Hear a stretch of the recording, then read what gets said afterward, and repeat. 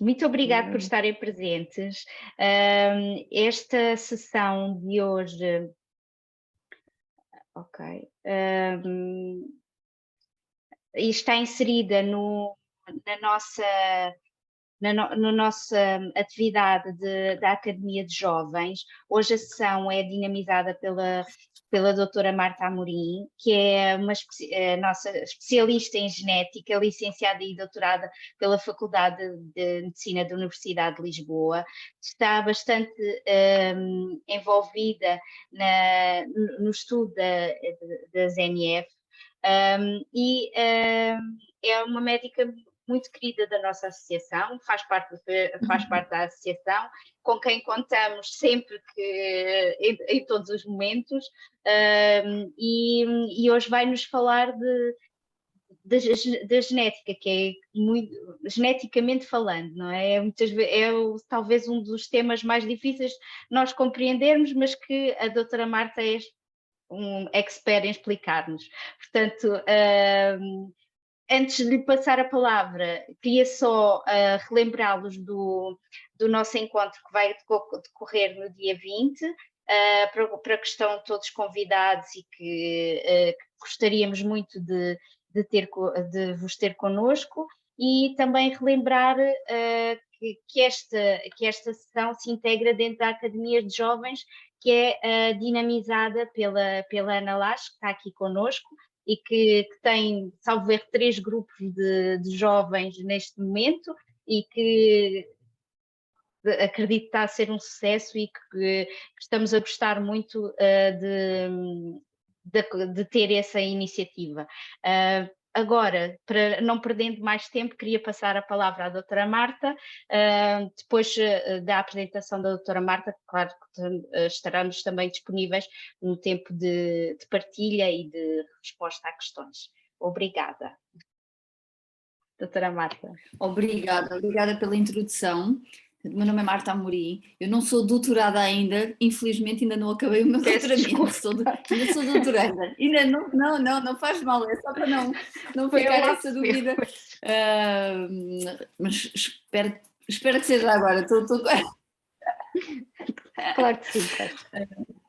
Mas efetivamente sou médica especialista de genética médica, estive durante 10 anos no Hospital Dona Estefânia, onde fiz parte da consulta multidisciplinar de síndromes neurocutâneos, saí recentemente do SNS, mas eu vou passar à minha apresentação.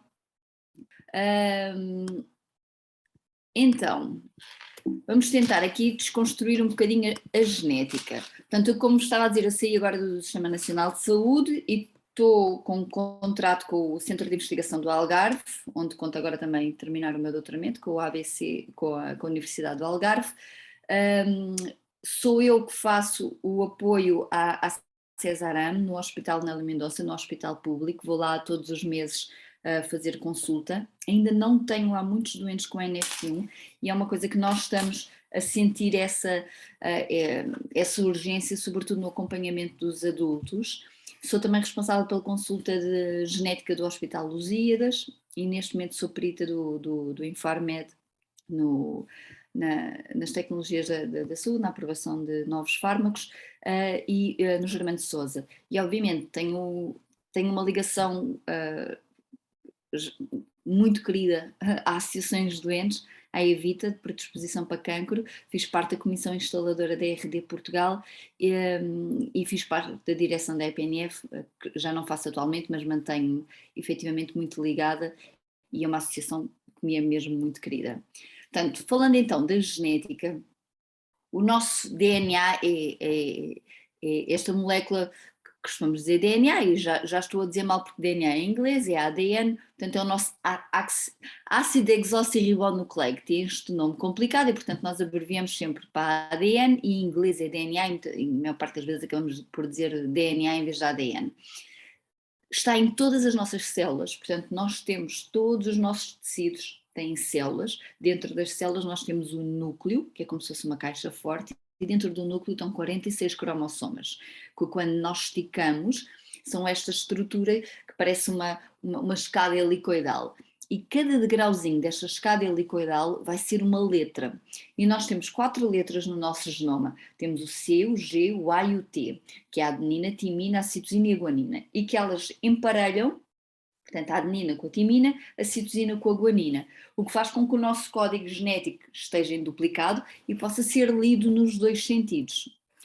Portanto, aqui vê-se melhor as bases e a forma como elas emparelham, a adenina com a timina, a citosina com a guanina, e de facto o nosso código genético, quando nós falamos do nosso código genético, falamos desta sequência de letras. Portanto, o genoma de cada um de nós é uma sequência de letras que é particular e individual para cada um de nós. Depois, dentro destas sequências todas, existem regiões que são regiões codificantes. Essas regiões codificantes chamam-se genes. E ao contrário do que nós poderíamos pensar, a parte codificante do nosso genoma, portanto os genes presentes no nosso genoma, são uma parte muito pequenina, é cerca de 2 a 3%. 97 a 98% do nosso genoma não é codificante, e o que é que isto significa não ser codificante? Portanto, quando nós dizemos que os genes são codificantes, significa que por complementariedade o nosso ADN vai passar portanto, de DNA para um RNA mensageiro, usando a complementariedade das letras, e depois esse RNA mensageiro vai ser transcrito para uma proteína. Portanto, os nossos genes são moldes para proteínas e o DNA é codificante porque está a codificar proteínas. E o código é cada 3 letrinhas, chama-se codão, e vai codificar um aminoácido, que é a parte mais pequenina das proteínas. Portanto, aquela sequência de letras vai corresponder a uma sequência específica de aminoácidos, e os aminoácidos, por terem cargas específicas, vão adquirir uma conformação 3D, que é uma proteína, e essa proteína tem efetivamente uma atividade. Quando nós alteramos este código genético, ao alterarmos um aminoácido, ao alterarmos todos os aminoácidos a partir dali, se fizermos eliminar uma letra, e eu já vos mostro depois um bocadinho à frente como é que isto se processa, efetivamente a proteína de uma forma tão drástica que ou é a função dela que fica comprometida, ou é o tamanho, ou mesmo a quantidade da proteína que está a ser produzida, e isto vai se traduzir numa doença que são estas doenças monogénicas, que são as doenças que resultam da alteração de um gene específico e que muitas vezes são facilmente, têm uma expressão, envolvam baixa estatura, envolvam envolvimento cardíaco, um envelhecimento precoce, portanto, todas estas doenças que resultam da alteração de um gene específico. Como isto está nos genes, e os nossos genes, nós metade da nossa informação herdamos da nossa mãe, metade da informação herdamos do nosso pai, portanto nós temos os 46 cromossomas e eles cada vez que as células se dividem, separam-se e dividem-se novamente em 46, excepto quando estamos a formar gametas. Os espermatozoides e os óvulos só têm 23 cromossomas, fica só um elemento de cada par, porque eles são 46, mas são 2,1, 2,2, 2,3, por aí fora. Um da mãe, um cromossoma 1 do pai. Nos nossos óvulos e espermatozoides, esta informação então separa-se, cada óvulo e espermatozoide só tem uma cópia de cada cromossoma. Um cromossoma 1, um cromossoma 2, que é aleatório. Portanto, pode ter vindo da mãe ou do pai dessa pessoa, portanto há ali uma mistura aleatória e há partes que até se trocam umas com as outras para aumentar efetivamente o pool de informação que nós temos, e depois vai-se juntar com o do parceiro e dar novamente os 46 cromossomas com informação. Quando nós temos uma doença genética, se ela for autossómica dominante, significa que basta haver alteração numa das cópias, que pode ter vindo da mãe ou do pai. Nos nossos gametas ela vai se separar, portanto a nossa descendência vai ter um risco de 50% de herdar esta doença. Porque se nós tínhamos uma das cópias, ela separa-se e é como se tirássemos uma moeda ao ar. Ou cai cara ou cai crua. E metade da descendência, sejam rapazes ou sejam raparigas, tem o risco de herdar esta doença. Nas doenças recessivas isto não acontece. Nas doenças recessivas, quando uma pessoa tem uma alteração numa cópia, a outra está boa, e a que está boa é suficiente para produzir proteína para a pessoa viver sem doença. Dizemos que a pessoa normalmente é portadora de uma doença recessiva e só há risco para a descendência quando se tem um projeto parental com uma pessoa que é portadora exatamente da mesma doença dentro dos 20 mil genes que nós conhecemos. E aí há o risco da descendência herdar os 2 cromossomas, os 2 genes para aquela patologia específica com alteração e, portanto, em 25% dos casos, se ambos os progenitores forem portadores de uma doença recessiva, os filhos vão ser afetados. Em 50% vão ser portadores, mas não doentes, e 25% deles não vai ter sequer qualquer variante patogénica. Isto de uma forma estatística, isto acontece em cada gravidez. Não quer dizer que se a pessoa tiver 4 filhos, vai ter um doente, vai ter um sem mutações e outro. Não, em cada gravidez há estes riscos. Até podem nascer 3 filhos afetados ou 6 filhos sem doença. Ok? Portanto, em cada gravidez o risco é de 25%. E existem outras formas de DNA.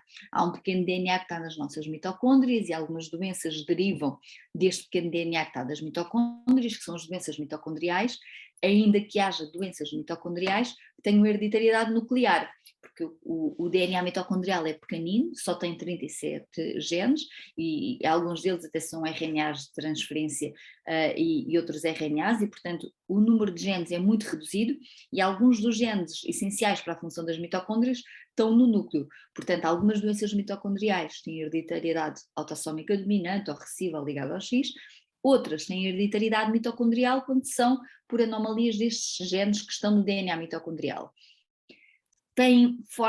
Acabam por se manifestar de uma forma muito específica em relação às outras, porque as mitocôndrias, só o citoplasma do óvulo é que contribui para as mitocôndrias da descendência, o citoplasma do espermatozoide é perdido e, portanto, só tem herança materna, este tipo de hereditariedade.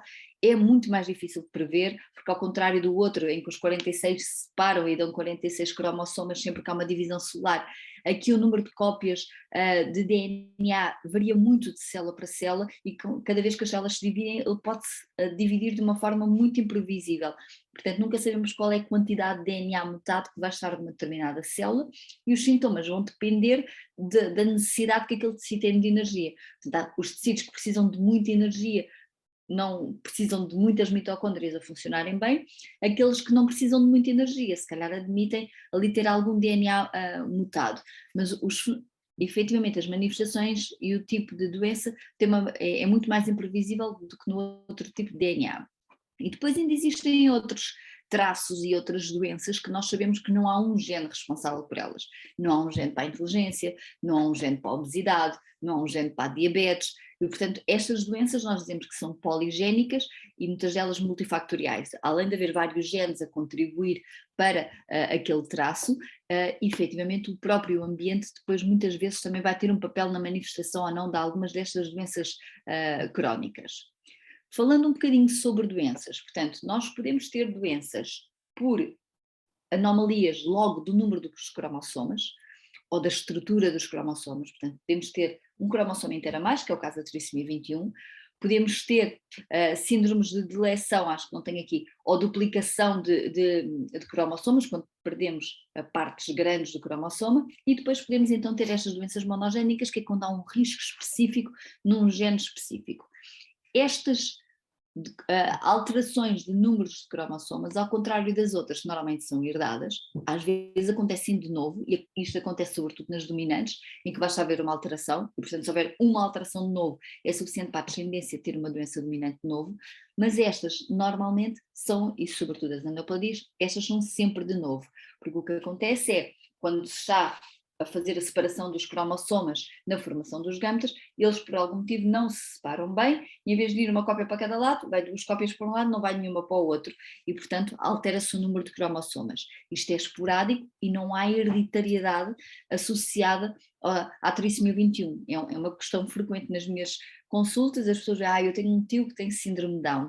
Não há risco para o resto da família por isso. O risco das aneuploidias, das trissomias, está associado à idade materna. Quanto mais aumenta a idade materna, maior é a probabilidade dos cromossomas não se separarem bem na formação dos ovócitos e, portanto, termos aqui uma alteração do número dos cromossomas. Não há fatores hereditários, excepto quando há assim umas translocações robertsonianas, que é assim umas situações diferentes, mas de uma forma geral não existe hereditariedade associada ao síndrome de Down. Outro conceito que eu gostava que vocês soubessem em relação à genética é o conceito de penetrância. O que é isto? Nós sabemos que para algumas doenças genéticas, havendo uma mutação, havendo uma variante patogénica num determinado gene, aquela doença vai se manifestar sempre. Algumas até podem ter variabilidade de expressão e haver pessoas que têm sintomas diferentes de outras, que é o caso da neurofibromatose, mas as pessoas vão manifestar sempre a doença. Há outras que não. A pessoa tem lá uma alteração, por exemplo, um gene de predisposição para cancro, como o BRCA1 ou o BRCA2, que estão associados a um risco grande de câncer de mama, ainda assim este risco é grande, mas a penetrância não é 100%. Para a mama, o risco anda ali entre os 60% e 80%, significa que a penetrância é 60% a 80%, significa que 60% a 80% dos doentes que têm variantes BRCA1 e BRCA2, as mulheres, vão ter câncer de mama e vai haver uma porcentagem que não vai ter. Portanto, o conceito de penetrância é saber que para uma determinada variante genética há genes que vão manifestar sempre essa doença e há outros que, mesmo havendo uma variante patogénica, há pessoas que apesar de tudo não vão manifestar a doença. Outro conceito é o conceito de mosaicismo e second it. O mosaicismo é o quê?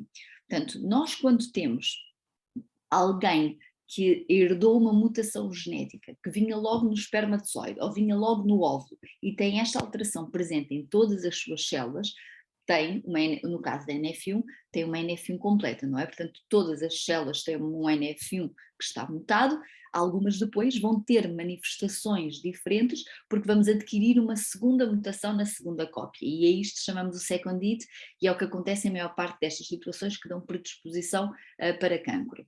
No caso do mosaicismo, o que acontece é a mutação não estava presente no óvulo nem no espermatozoide. Foi no início das divisões celulares, quando tínhamos 4, 5, 10 células, houve uma mutação e só os tecidos que derivam dessa célula é que vão efetivamente ter manifestações da neurofibromatose tipo 1. E chamamos então estas situações as NF1 em mosaico. Ok? Portanto, o mosaico significa que nem todas as células têm alteração genética e no fundo todos nós na vida adulta acabamos depois por ser mosaicos, porque as nossas células ao longo da vida vão adquirindo mutações, uma mutação aqui, uma mutação ali, a maior parte delas são inocentes, algumas acabam por não ser e a maior parte do cancro deriva exatamente disso, de mutações que nós adquirimos ao longo da vida e que acabam por ser um mosaicismo porque não estão presentes em todas as células, portanto a maior parte do cancro esporádico é efetivamente adquirido ao longo da vida, não foi nada que tenha sido herdado dos nossos pais. No caso dos síndromes de predisposição para cancro, o que acontece é que efetivamente já temos lá uma mutação, é mais fácil adquirir uma segunda, não é? Porque basta um evento, enquanto nos cancros não hereditários é preciso haver duas variantes, quando nós dizemos somáticas, é porque foram ao longo da vida, foram só naquele tecido, é preciso haver 2 eventos para silenciar as 2 cópias e isso dar origem ao cancro. Quando temos uma predisposição hereditária, já temos uma mutação num lado, já temos uma variante patogénica, portanto, basta haver um segundo evento para se manifestar o cancro. E, portanto, efetivamente é mais fácil as pessoas manifestarem cancro. E a neurofibromatose tipo 1 acaba por sabermos que tem fenómenos de second it e algumas das suas complicações, alguns dos seus tumores, resultam desta perda de uma segunda cópia do NF1. E por isto sim, as manifestações são variáveis de pessoa para pessoa e isto sim, portanto a apresentação do cancro como sintoma tem uma penetrância incompleta, não é? Portanto nem toda a gente vai ter cancro associado a NF1. Portanto, a NF1 neste momento a incidência foi corrigida, achava-se que eram para 3.000, 4.000, neste momento foi corrigido para 1 em 2.500 indivíduos, portanto 1 em cerca de 2.500 indivíduos apresenta NF1.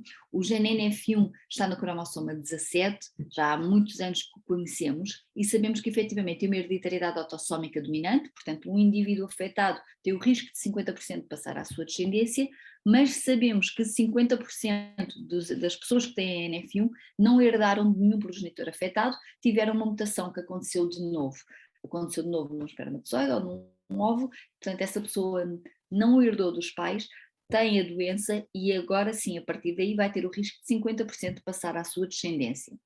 A penetrância desta doença é efetivamente 100%, mas é 100% aos 8 anos. Portanto, uma criança não nasce com as manifestações todas, precisamos de esperar 8 anos para conseguir ter o diagnóstico clínico completo.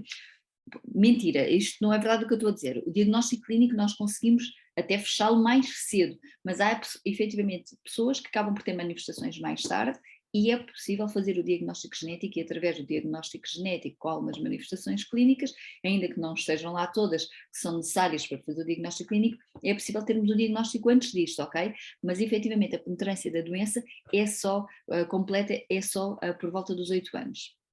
Portanto, o gene NF1 codifica uma proteína que é bastante grande, que é a neurofibromina, e a neurofibromina tem uma função de regulação negativa de um pronto-oncogénese. Portanto, isto é uma via ativadora, a NF1 funciona como um travão dessa via ativadora, e quando ela não está a funcionar, temos efetivamente uma sinalização do RAS, que é uma via de crescimento hiperativa, e portanto isto leva a uma proliferação celular aberrante. A expressão da doença é global, mas efetivamente há aqui fenómenos de perda de heterozigotia e portanto há sintomas e sinais muito variáveis de indivíduo para indivíduo, mesmo dentro da mesma família, ou seja, mesmo para a mesma variante genética. Portanto, o sinal mais frequente são efetivamente as manchas de café ao lé. As manchas de café ao lé têm que ser mais de 6, com mais de 5 milímetros na infância ou mais de 15 milímetros na adolescência. Depois temos os nódulos de Lisch. Os nódulos de Lisch não afetam a visão e tem que ser só o oftalmologista com um aparelho específico é que consegue ver, mas efetivamente é um dos critérios para diagnóstico clínico da neurofibromatose tipo 1. E depois temos as efélides, que são uma espécie de sardas nas regiões axilares e inguinais, e estes são assim os mais frequentes. Mas os critérios para diagnóstico clínico de neurofibromatose tipo 1 são, além das manchas de café com leite, além do freckling inguinal e axilar, além dos nódulos de Lisch, temos então o glioma da via óptica, que é um tumor da via óptica, temos os neurofibromas, que podem ser cutâneos ou plexiformes, temos as lesões ósseas, estas habitualmente congénitas, uma pessoa nasce com uma lesão destas ou não adquire ao longo da vida, e depois temos então a presença da variante patogénica no gene NF1, e progenitor com NF1. Antigamente nos critérios anteriores era familiar em primeiro grau com NF1, agora isto foi corrigido e é progenitor com NF1, porque há uma doença que é o mismatch repair, que é uma doença recessiva, em que as crianças se manifestam habitualmente, inicialmente por manchas de café com leite, mas é uma doença recessiva diferente e podíamos ter 2 irmãos com a mesma doença e, portanto, para prevenir a confusão com esse síndrome, passou a designar-se então progenitor com NF1. Para também fazer a diferenciação com o diagnóstico de neurofibromatose tipo 1 em mosaico, corrigiu-se também nas manchas de café com leite e no freckling que pelo menos uma destas lesões tem que ter apresentação bilateral, tem que estar dos dois lados para não fazermos um diagnóstico de mosaicismo inadvertidamente. Em termos de frequência, portanto, como vocês veem, manchas de café com leite mais 99%, os nódulos de Lisch mais 95%, as neurofibromas cutâneos mais 99%, o próprio freckling axilar anda ali nos 88%. Depois vamos diminuindo de frequência. Temos efetivamente os plexiformes visíveis ali à volta dos 26%, quando falamos daqueles mais internos já se aproxima dos 50%, quando falamos de escolioses temos nos 10%, mas escoliose a precisar de cirurgia 5%. Quando falamos de epilepsia ou o glioma da via óptica anda à volta dos 15%, e depois a partir daí temos tudo frequências mais baixas, as displasias ósseas, os feocromocitomas, a estenose artéria renal anda ali tudo nos 1-2%, assim como a probabilidade de ter um tumor maligno nas veias dos nervos periféricos.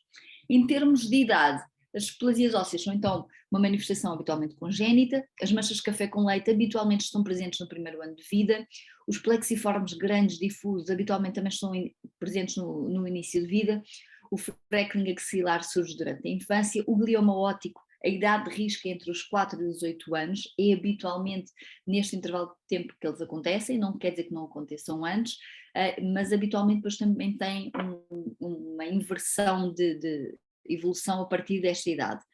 Os nódulos de Lisch aparecem já no fim da infância, habitualmente.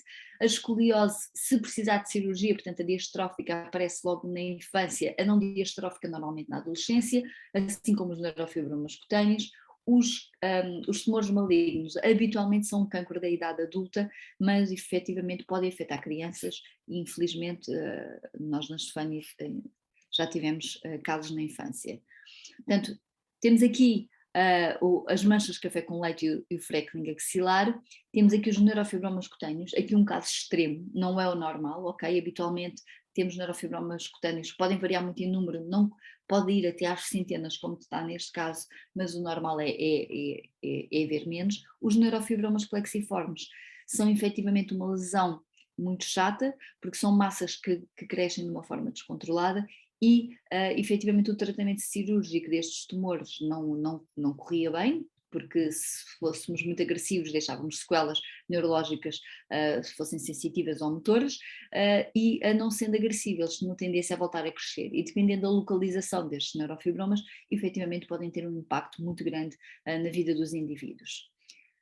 Hoje em dia, felizmente, já temos este fármaco, o selumetinib, o nome dele comercial é o Cosolugo, que é um inibidor da via do MEK e, portanto, acaba por ser acaba por nos permitir acrescentar um travão quando nós tínhamos perdido o travão do NF1. Portanto, vai funcionar na via do RAS, inibindo o MEK1, e isto vai permitir efetivamente que haja aqui uma compensação de funções. O primeiro ensaio saiu em 2016 e mostrou logo ótimos resultados e felizmente tudo o que tem sido feito a partir daí tem confirmado estes resultados. Portanto, em 2016 verificou-se uma redução de volume de tumor de mais de 20%, em mais de 70% dos indivíduos, e efetivamente os efeitos secundários eram poucos, como racha acneiforme, sintomas gastrointestinais, uma elevação assintomática de CK. Portanto, é um medicamento bem tolerado e que tem efetivamente um impacto grande logo nos primeiros ciclos de doença. Este era um dos pacientes que estava nesse primeiro estudo, entretanto saiu outro novamente em 2020 e vemos aqui os resultados e acima de tudo também quero chamar aqui a atenção para este gráfico em que eles têm muito com grande improvement, portanto com grande melhoria, temos aqui a azul escuro, com grande melhoria, com grande melhoria este azul de intermédio, com melhoria ainda que mínima este azul claro, sem alteração o cinzento e minimamente pior o amarelo claro, portanto a maior parte dos casos teve efetivamente melhoria, muitos deles com melhoria franca e pior ficaram uma franja muito pequenina e portanto é efetivamente um fármaco com uma eficácia grande. Ele foi aprovado em 2020 pela FDA e depois em 2021 foi aprovado na Europa e neste momento nós ainda estamos a usá-lo com uma autorização especial, mas provavelmente ainda este ano ele vai passar a ter a ser um fármaco com comercialização e portanto podendo ser usado de uma forma mais vasta. Marta, peço desculpa por estar a interromper, mas o Pedro levantou aqui a mão e eu não sei se quererá fazer uma pergunta, como a Marta tinha dito que podíamos interromper. Exato, boa tarde a todos. Eu não sei se posso interromper, mas... Pode, força. Relativamente a este fármaco, ele é administrado após o surgimento do tumor ou é de forma preventiva? Ou seja, se não houver nenhuma manifestação, como é que... Não é de forma preventiva. Okay. Portanto, o fármaco é usado para quem tem neurofibromas plexiformes e não é feito de forma preventiva, porque lá está, tem efeitos secundários, não é livre de efeitos secundários, Claro. portanto quando nós pesamos os benefícios e os riscos, ele é feito para pessoas que têm manifestações e há critérios específicos e quem está a fazer este tratamento em grande parte é o Dr. João Passos e portanto é feita toda uma avaliação pela equipe para ver se a pessoa é candidata ou não, mas tem que ter tumor. Ok, obrigado. Depois, só aqui fazer um bocadinho o diagnóstico diferencial com os schwannomas. Os schwannomas são efetivamente também tumores benignos do sistema nervoso, como os neurofibromas o eram, mas são tumores, digamos que mais organizados. Os neurofibromas, eu até vou pôr aqui esta imagem, os neurofibromas são aqui os B, são tumores de várias células e histologicamente são mais complexos. Os tumores das veinhas dos schwannomas são as células schwann, são estas células claras que estão aqui e que vão formar a bainha dos nervos periféricos. E isto são tumores destas bainhas dos nervos periféricos, como se fosse um fio elétrico e esta bainha fosse aquele revestimento que tem cores diferentes, portanto é um tumor só desse tecido. Portanto, eles derivam das células de Schwann, são até relativamente frequentes na população em geral, mas aparecer um ou outro. São tumores benignos que raramente malignizam, bem circunscritos, e podem efetivamente aparecer em contexto esporádico, mas podem aparecer em contexto hereditário. E em contexto hereditário, só introduzir aqui, portanto, normalmente a mutação vai afetar a produção da merlina, e a merlina efetivamente é uma proteína que está presente em todas as células, mas está predominantemente presente nas células de Schwann. Tem uma taxa de mutação alta, e ela vai levar a uma perda aqui uma alteração da expressão das integrinas, da sinalização de fatores de crescimento, portanto, mais uma vez, é uma perda de travão que se está a perder, e vai haver aqui um crescimento. Portanto, a merlina estabiliza aqui estas comunicações entre o citoesqueleto, entre as integrinas e por aí fora, que se perdendo vamos então tirar este travão. E de uma forma geral, a schwannomatose resulta sempre disto, de uma perda da merlina, seja de que forma for. Por exemplo, no complexo de Carney o que acontece é que há uma fosforilação da merlina, e hoje em dia conhecemos uma série de genes que podem acontecer de forma esporádica ou hereditária, que levam a uma perda da merlina. Temos aqui o gene LZTR1, o SMARCB1, o NF2. Antigamente, até há muito pouco tempo, nós chamávamos a neurofibromatose tipo 2, aliás, eu acabei de dizer, chamávamos neurofibromatose tipo 2, mas a neurofibromatose tipo 2 não está associada efetivamente a neurofibromas e causava aqui muita confusão, e pessoas que achavam de neurofibromatose tipo 1 se podia passar para a neurofibromatose tipo 2, podia evoluir, que de alguma forma elas estavam ligadas, e não estão, são doenças completamente diferentes, e então agora corrigiu-se o nome e passaram-se a chamar estas doenças todas as schwannomatoses. Portanto, temos o complexo de Carney, que é uma doença diferente, que associa os schwannomas a várias outras manifestações e é efetivamente multissistémica, mas todas as outras passaram então a ser designadas como schwannomatose associada a, e então pomos o gene onde é encontrada a variante. E se não for encontrada nenhum gene, fica schwannomatose indiferenciada, mas efetivamente quando há um gene, temos a schwannomatose associada ao SMARCB1, schwannomatose associada ao LZTR1, e a neurofibromatose tipo 2 passa a ser então uma schwannomatose associada ao gene NF2. O NF2 eu já falo um bocadinho mais à frente, estas do SMARCB1, LZTR1, efetivamente são caracterizadas por schwannomas múltiplos que são não dérmicos nem vestibulares, e já vamos perceber porquê, porque a associada à NF2 é que tem efetivamente os schwannomas do vestibular, que é o característico. Associada à neurofibromatose, ao NF2, portanto é uma doença que tem uma penetrância completa só aos 30 anos, portanto não é raro haver indivíduos que não têm qualquer tipo de manifestações nas primeiras 2 décadas de vida e depois vão ter manifestações na 3ª década de vida. Também é autossómica dominante, também em metade dos casos é de novo, mas aqui a prevalência de mosaicos é maior.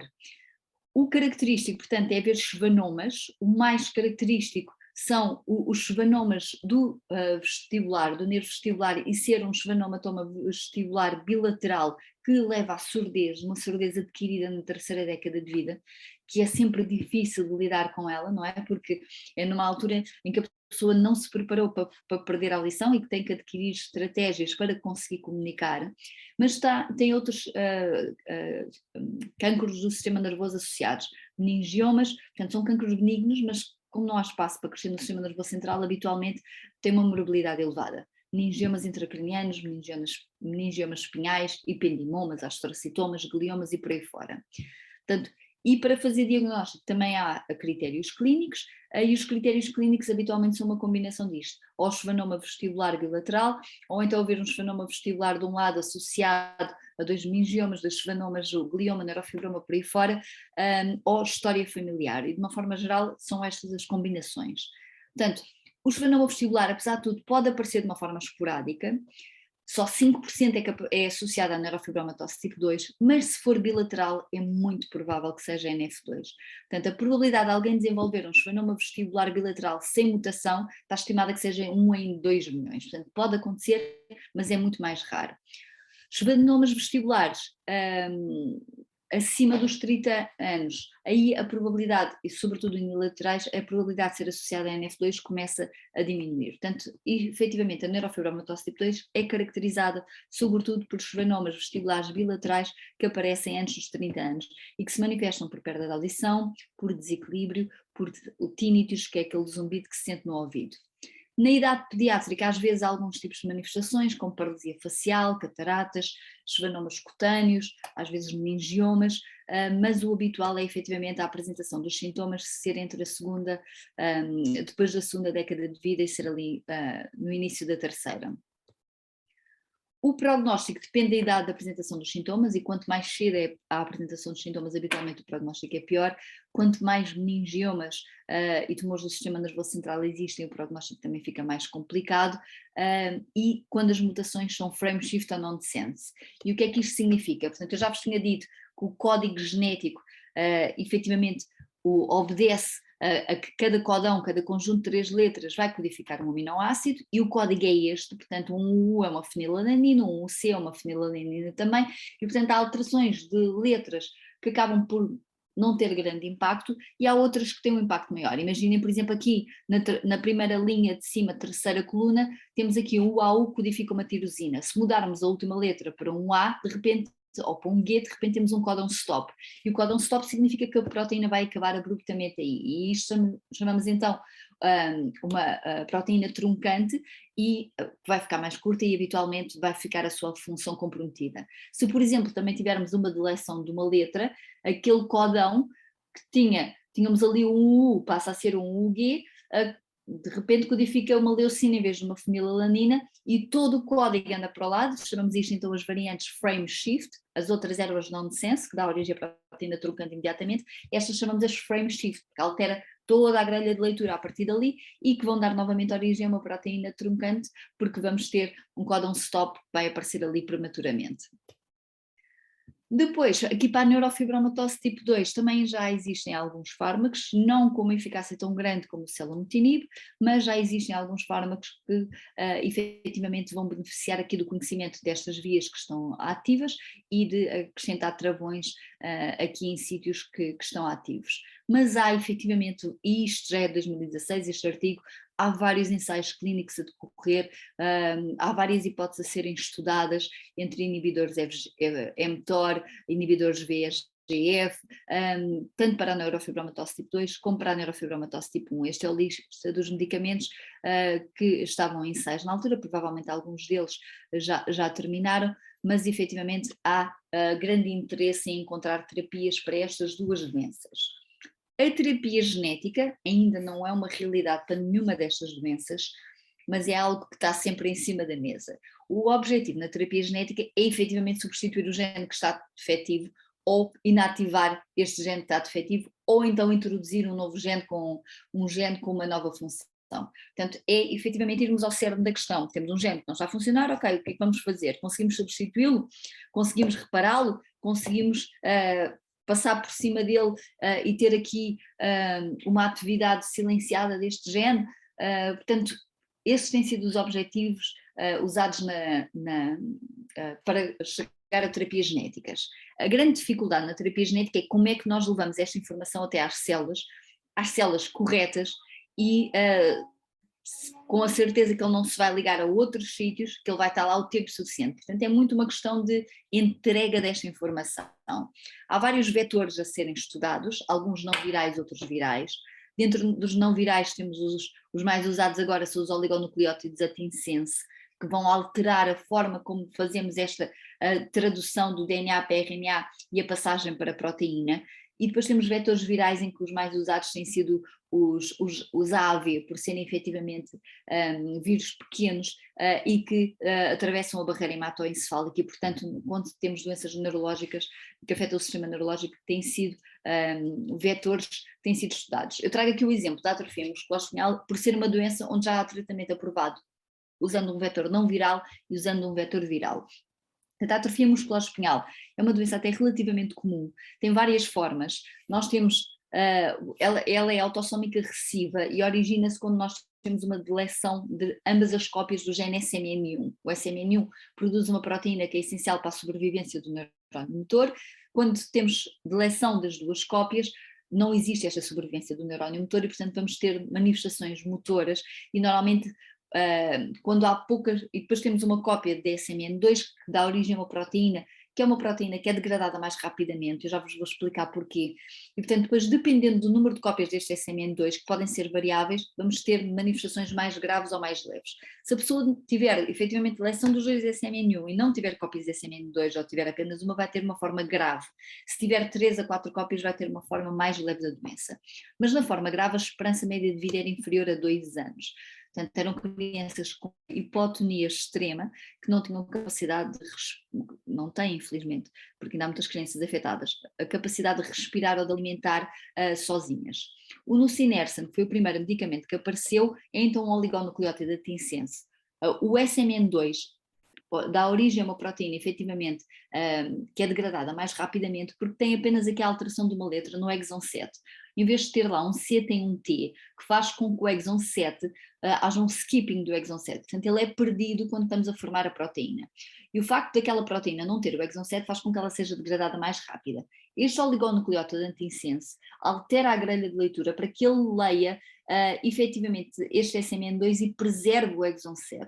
E assim acabamos por ter uma proteína muito mais próxima do normal e efetivamente estes doentes acabam por, com este fármaco, ter boa resposta. Entretanto, surgiu o Zolgensma, e o Zolgensma usa efetivamente um adenovírus, um vetor viral, como forma de transportar o gene que está defeituoso e tem tido boa resposta. Efetivamente, a grande vantagem em relação ao outro é que basta uma dose em vez do outro, que tem que ser de 3 em 3 meses, e parece ter uma boa integração no sítio correto. A longo prazo veremos, porque este fármaco ainda é relativamente recente, mas tem efetivamente dado ótimas respostas. Mas isto não é para vos dar esperanças infundadas, mas efetivamente tem havido uma aposta grande na terapia genética. Já há doenças, a atrofia muscular espinhal é o grande exemplo disso, em que há terapias aprovadas, e eu acho que os próximos anos vão-nos trazer muitas coisas. A retinopatia pigmentar é outra doença para a qual o uso do adenovírus tem sido muito usado. Neste momento há um fármaco aprovado já para uma das formas de retinopatia pigmentar, quando a retinopatia pigmentar é uma doença que leva efetivamente a cegueira, em muitos dos casos é de aparecimento também na idade adulta, e tem vários genes associados, neste momento são quase 300, mas um deles, o RPS65, tem uma terapia genética já aprovada, o fármaco chama-se Luxturna e efetivamente já está aprovado. A outra forma de tentar alterar ali a informação, em vez de estarmos a introduzir um gene novo, é fazer edição genética, é reparar o gene que não está lá. Não é fácil ainda, há várias questões que tornam ainda difícil a edição genética, muitas delas do ponto de vista ético, mas porque do ponto de vista técnico ela é até relativamente simples. Mas é relativamente simples quando estamos a abordar uma célula e quando estamos a alterar o gene de uma célula, aí é relativamente simples. Num organismo vivo em que temos que alterar várias células, a coisa complica-se e portanto não é tão fácil, mas estão a ser estudadas formas de acoplar isto, por exemplo, aos adenovírus, em que levamos esta tecnologia a determinadas células e em que é feita a edição no local e às vezes até quando os genes são grandes, tem sido uma das hipóteses que tem sido estudada, porque o adenovírus tem capacidade de levar genes relativamente pequenos. Por exemplo, o gene NF1 é um gene muito grande e tem sido estudada a hipótese de, ok, então levamos ferramentas como CRISPR-Cas9, porque assim conseguimos quase que construir no sítio a informação que precisamos.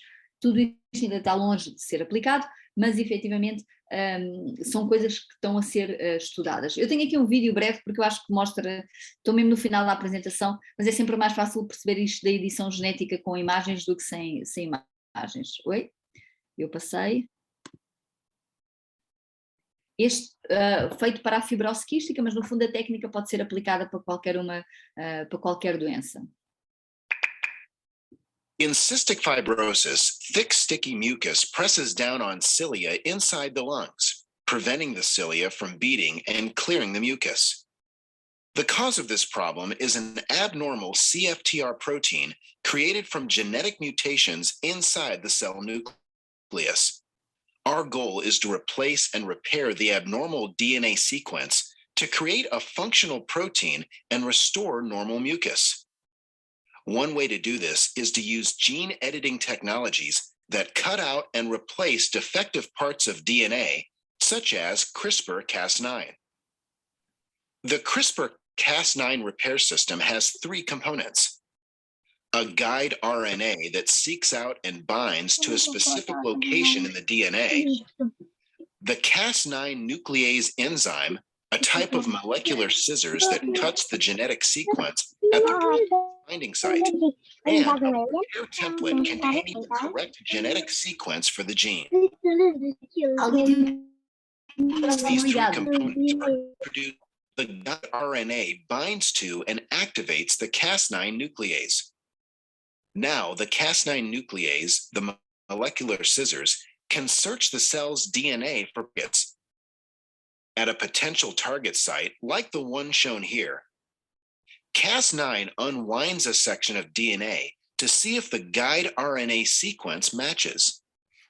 If the DNA sequence matches the guide RNA, the Cas9 nuclease cuts the DNA to create a break in the strands. To replace the mutation with a normal sequence, a repair process is used that precisely edits the DNA. For this editing process to work, a short piece of DNA template that contains the desired normal gene sequence is introduced into the cell. The cell uses this fragment as a template and copies the new sequence as it repairs the broken DNA. Once the first strand has been repaired, the template falls away, and the other strand of DNA uses the repaired strand to fill in the remaining gap, leaving both strands with the corrected gene sequence. The cell then uses the corrected DNA strand to produce a functional CFTR protein that allows the proper flow of salt and fluids through the cell membrane. Mucus returns to normal within the lung, allowing the cilia to beat freely and clear the lungs of germs and irritants. Para quem possa não ter percebido, só fazendo um resumo, portanto, aquilo que se faz é, usa-se um guia que é uma sequência que é análoga àquela onde nós temos a mutação. Esse guia, quando reconhece o sítio que tem a mutação, liga-se. Este Cas9 são tesouras que isto, portanto, usa-se esta ferramenta que as bactérias têm, cortam o DNA naquele sítio e depois, como o DNA funciona por complementariedade, damos um template novo para ele, por complementariedade, ir reconstruir ali a sequência a partir deste template. Portanto, isto são coisas que estão a ser estudadas. Não é tão difícil de fazer assim, é difícil chegar às células certas e fazer no sítio certo. Mas, por exemplo, já foi, há uns anos, acho que foi antes da pandemia, houve um médico espanhol que foi suspenso, um espanhol chinês, que entretanto desapareceu na China, porque fez uma edição genética para duas gêmeas serem imunes ao vírus da SIDA. Portanto, numa fase inicial em que temos poucas células, até parece que é relativamente fácil. Há muitas questões éticas, e acho piada esta frase do to CRISPR or not to CRISPR, portanto, ainda não estamos na fase de aplicar isto completamente, mas eu acho que provavelmente o futuro será diferente. Por exemplo, há uma forma de epidermólise bulhosa, onde estão a ser feitos alguns ensaios clínicos para fazer transplante de pele, porque eles têm uma patologia grave na derme. E uma das coisas que fazem é efetivamente tirar as células, fazer edição genética in vitro destas células e depois fazer transplante de pele que já foi editada genomicamente. Portanto, há coisas que eu acho que no futuro nós vamos, e se calhar num futuro não tão longe, que vamos conseguir aproveitar, mas deixo aqui esta sementinha para vocês saberem aquilo que já é possível aos dias de hoje. Em relação à NF1 ainda, opções reprodutivas. Nós sabemos que a partir do momento em que identificamos, o diagnóstico é clínico, mas as pessoas, se quiserem usar esta informação para ter opções reprodutivas, é importante fazer o diagnóstico molecular e ter o gene identificado. Não temos que o fazer sempre para ter diagnóstico, mas no caso de querermos usar esta informação para ter opções reprodutivas, é importante identificar o gene. E é possível, durante a gravidez, por biópsia das velocidades coriónicas, que é feita entre as 11 e 13 semanas, ou a amniocentese, que é habitualmente feita depois das 16, é possível testar a DNA fetal, para saber se o feto é afetado ou não. Portanto, nos amniócitos há células que são células fetais e nós avaliamos esse DNA para saber se o feto tem efetivamente a doença ou não, quando temos um progenitor afetado. Mas não nos esquecendo, obviamente, que metade destes doentes aparecem de novo e ecograficamente os sinais são muito poucos, a não ser que houvesse um plexiforme grande logo in utero, mas habitualmente não dão alterações ecográficas e não havendo história familiar, continuam a nascer muitos indivíduos porque não se consegue efetivamente prever isto. Mas para quem é afetado e não quer ter um filho afetado, é possível durante a gravidez fazer o teste. Isto, mais uma vez, tem algumas questões éticas. tem que ser submetido a uma comissão para a aprovação de interrupção médica de gravidez. A interrupção médica de gravidez é uma forma de interrupção da gravidez que pode ser feita até às 24 semanas, mas tem que ser efetivamente aprovada. E há alguns centros, como muitas das vezes a neurofibromatose corre bem, que são mais renitentes a fazer a interrupção médica. A outra solução é o DGPI, que é o Diagnóstico Genético Pré-Implantação. O diagnóstico genético pré-implantação permite fazer uma reprodução, recorrer às técnicas de reprodução médica assistida e fazer uma fertilização in vitro e testar os embriões in vitro e só implantar no útero aqueles que não são afetados pela doença. No futuro é provável que exista também a possibilidade de termos alguma forma de despiste das autossómicas dominantes de novo. Não sei se já ouviram falar do teste pré-natal não invasivo, quase todos conhecemos pelo Harmony, o Harmony passou a ser assim um nome como Quispo ou Tupperware, é o nome da marca e é de uma técnica até por arraio, a maior parte deles já nem são feitos por arraio, são por NGS, mas que permite numa colheita de sangue materno testar alterações de DNA que está fragmentado em circulação, e muito deste DNA fragmentado em circulação da mãe tem origem no sincício trofoblasto, portanto tem uma presunção de nos refletir aquilo que está a acontecer com o feto. E para trissomias ele tem efetivamente uma eficácia bastante grande, tem uma sensibilidade de 99% para a trissomia 13, 18 e 21, mas já há alguns testes que estão a ser feitos para despistar doenças monogénicas de novo. Portanto, aparecendo aquela alteração nesta análise e não sendo o progenitor afetado, presume-se que seja o feto que seja afetado. E, portanto, eu acredito que no futuro também seja possível, não para todas as variantes, mas para algumas delas seja possível efetivamente excluir patologia de novo, e em que a neurofibromatose tipo 1 estará incluída. Portanto, resumindo, as neurofibromatoses são todas estas doenças, a neurofibromatose tipo 1 e as schwannomatoses associadas a diferentes genes, caracterizam-se por tumores do sistema nervoso benignos, que raramente malignizam, mas que por serem tumores do sistema nervoso, habitualmente têm uma morbilidade grande e, dependendo da localização, podem estar associados a um aumento de mortalidade.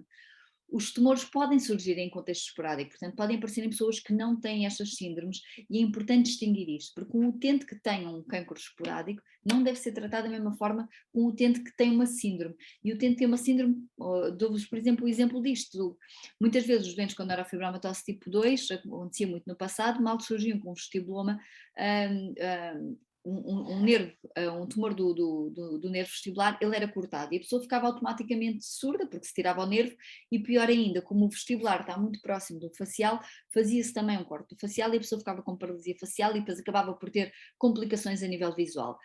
E estes doentes já são doentes que têm uma probabilidade grande de ficarem surdos, comprometendo a visão.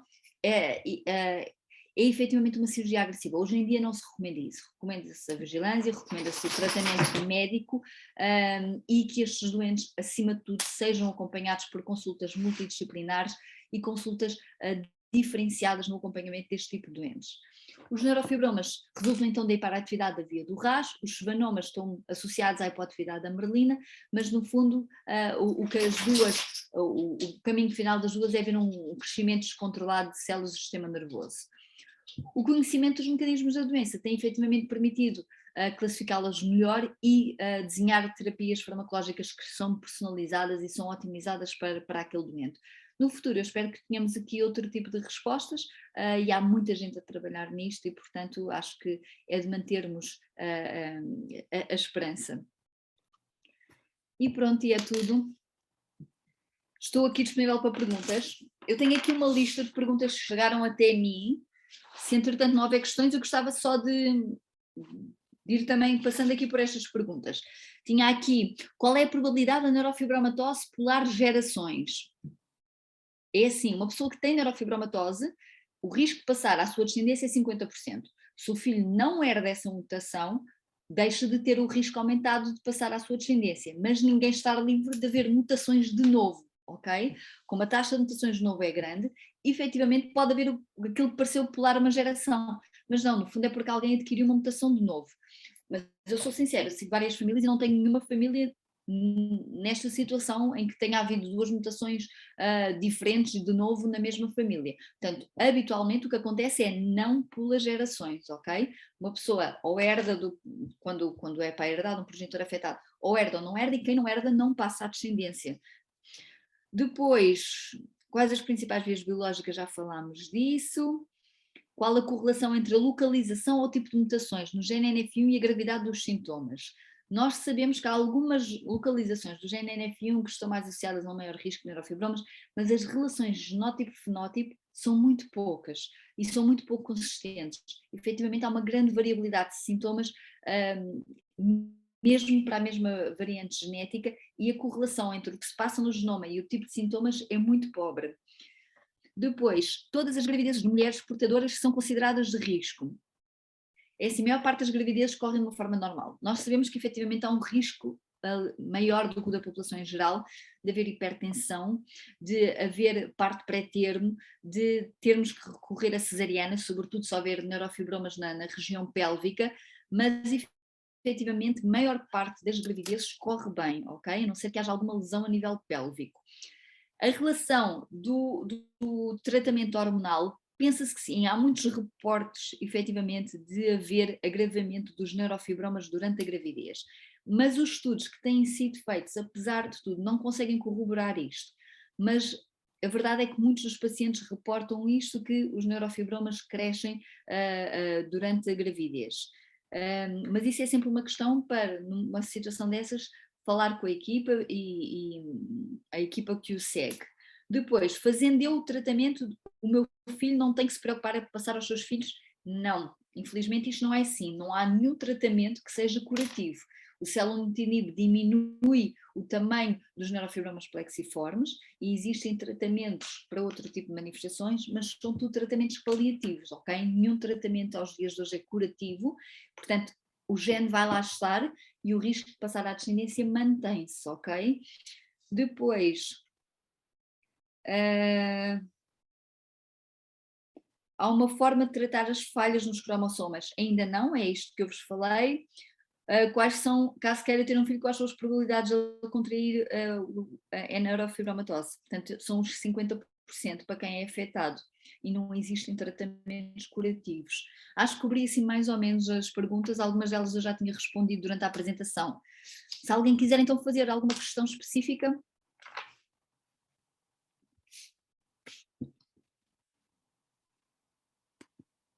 Pedro, eu penso que o Pedro quer. Exato. Queria fazer uma pergunta, duas. Primeiro, a gravidade dos sintomas ou da manifestação da doença, estou a falar da NF1, de um doente que não adquiriu hereditariamente a doença, portanto que a mutação é espontânea, É de novo.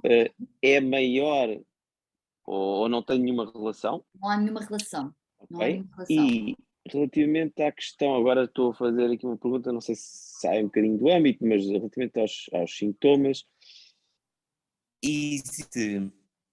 Está-me a ouvir, não é? Estou a ouvir. Peço desculpa que eu é que deixei de ouvir. Está-me a ouvir, não é? Estou. Em relação aos sintomas, nomeadamente questões, eu ponho esta pergunta porque no caso do meu filho, ele demonstra alguma dificuldade, ou seja, tem muitas oscilações de comportamento, de humor, de relacionamento. Isso posso relacionar isso com a neurofibromatose ou isto tem a ver só com a adolescência e porque existe aqui uma grande dificuldade, uma intolerância, digamos, contrariedade, enfim, e há aqui uma grande oscilação do padrão de comportamento dele, que umas vezes é muito, digamos, calmo e outras vezes muito alterado, e ele próprio diz que tem que se acalmar e portanto, nós sabemos que efetivamente as alterações comportamentais, algum nível de frustração e alguns problemas específicos aparecem mais frequentemente associados à neurofibromatose tipo 1 do que na população em geral. Portanto, sim, alguns desafios podem efetivamente estar associados à neurofibromatose tipo 1, e é por isso é que nós também, em termos da APNF, nos preocupamos tanto com isso, e temos uma psicóloga na associação, porque efetivamente não há uma associação a déficit cognitivo, portanto, em termos de QI, digamos assim, não há um QI que seja mais baixo. Sabemos que há problemas de aprendizagem específicos, por exemplo, pensamento abstrato, cálculo matemático, às vezes pode ser um bocadinho mais difícil, coisas dessas. Há maior probabilidade de déficit de atenção e há efetivamente uma maior probabilidade de algumas alterações comportamentais. Ok, doutor. Obrigado. Algumas delas, se calhar, relacionadas com a própria gênese da doença e outras com o facto de, efetivamente, não é fácil viver com uma doença e, portanto, esta gestão dos sentimentos, sobretudo na infância, às vezes acaba por se manifestar com alterações comportamentais e é por isso é que também apostamos tanto nisso na APNF. Ok, obrigado, doutora Marta. Nada, era essa. Mais alguma questão? Alguém queira perguntar alguma coisa? Dia 20 também estou lá. Se entretanto durante a semana surgir alguma questão.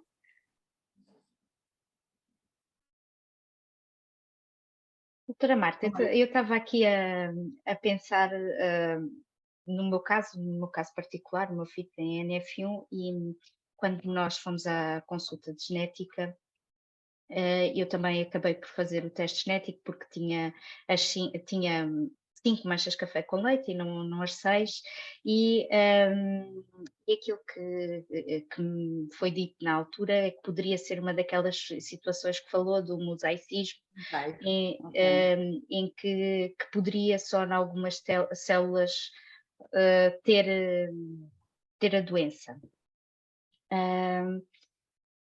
Esta situação, no fundo, pelo que eu percebi hoje, isto significa que se eu tiver realmente o mosaico, significa que eu posso ter NF1, mas tenho só não tenho. Células. Sim. É isso? Ou seja, as minhas manchas, se eu fizesse uma biópsia às minhas manchas, se calhar estava lá a alteração, sim. E se quiséssemos confirmar isso, o ideal era isso, era fazer uma biópsia numa das lesões e perceber se está lá a mesma mutação que o seu filho tem. Porque se estivesse, e eu não sei se pensam em ter mais filhos, mas isto falando de uma forma geral para as pessoas saberem. Sim.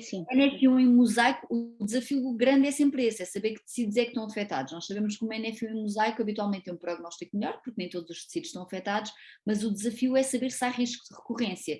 É se os ovários e se os testículos, não é? Se fazem parte dos tecidos afetados e se há risco de descendência herdar uma NF1 que ainda por cima vai afetar todas as células e portanto à partida vai ter uma gravidade maior que nos pais que têm a situação em mosaico. Aos dias de hoje isto ainda é muito complexo fazer. Começam a aparecer painéis de deep sequencing, portanto sequenciações que são feitas com uma grande profundidade para se tentar encontrar mesmo situações em mosaico no sangue, mas o ideal é fazer biópsia de um tecido afetado. No seu caso, como tem um filho afetado já, se descobríssemos que a mutação era a mesma, significa que as suas gónadas eram afetadas e, portanto, o seu risco de recorrência de uma nova seria efetivamente aumentado e era possível oferecer opções reprodutivas, fosse o DGPI, fosse o DPN, ok? Uma pessoa que não tem filhos ainda, portanto, nós até podemos fazer lá o teste, mas nunca vamos saber se as gónadas são afetadas ou não, porque ainda não houve um filho antes e aí a situação é muito mais complicada, porque em termos de aprovação para DGPI é muito mais complicado numa situação destas em mosaico em que nós nem sabemos se as gónadas são afetadas ou não e o desafio é muito grande e as pessoas ainda sofrem um bocadinho com isto porque às vezes a probabilidade até pode ser baixa, mas a incerteza é terrível. Ok, obrigada. Não, de nada. Não sei se tem mais alguma questão. Então, olhem, foi um prazer estar aqui convosco. Espero ter contribuído um bocadinho para o aumento da vossa informação nesta área, sem ter sido maçadora, porque em motivos médicos uma pessoa tem sempre medo de acabar por ser mais maçadora ou não. E se surgir alguma questão, para a semana lá estaremos, está bem? Muito obrigada, nós foi bastante esclarecedor. Obrigado, doutora Marta. Obrigado, boa tarde. Obrigada. Queria-vos só dizer que as gravações vão ficar disponíveis nas nossas redes, nos locais habituais nos próximos dias, para poderem rever e para poderem divulgar também, porque acho que foi uma sessão bastante esclarecedora que nos ajudou a a compreender um bocadinho melhor esta parte mais, para mim, um pouco mais confusa e que foi bastante clara. E muito obrigada e até dia 20. Espero encontrar todos lá também. Adeus, boa Obrigado. tarde. Obrigada a todos. Obrigado. Tchau. Obrigado.